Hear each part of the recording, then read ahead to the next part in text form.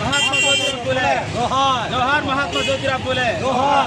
మిత్రులారా, పల్నాడు జిల్లా ఆచరణ నియోజకవర్గం మహాత్మా జ్యోతిరావు పూలే విగ్రహం దగ్గరికి వచ్చి ఆయనకి నివాళులర్పించడం జరిగింది.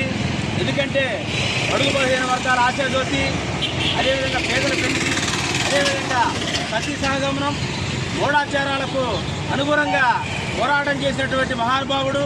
అదేవిధంగా స్త్రీ విద్యావ్యాప్తి కోసం ఆయన జీవితాన్ని త్యాగం చేసినటువంటి మహాత్మా జ్యోతిరావు పూలే గారు.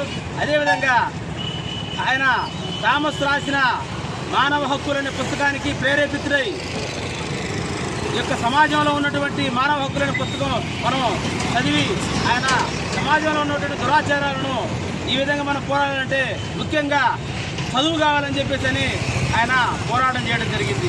అదేవిధంగా ఆయన చేసిన పోరాటాలలో అదేవిధంగా మనం ఇక్కడ చూసినట్లయితే ఎన్నో పోరాటాలు చేసి దళితుల కొరకు, బహుజనుల కొరకు ఆయన నిరంతరం శ్రమించే 1931 సంవత్సరంలో పూణేలో పాఠశాలను స్థాపించి, అదేవిధంగా ఆయన చేతిలో ఉన్న పుస్తకం గులాంగిరి అనగా బానిసత్వము.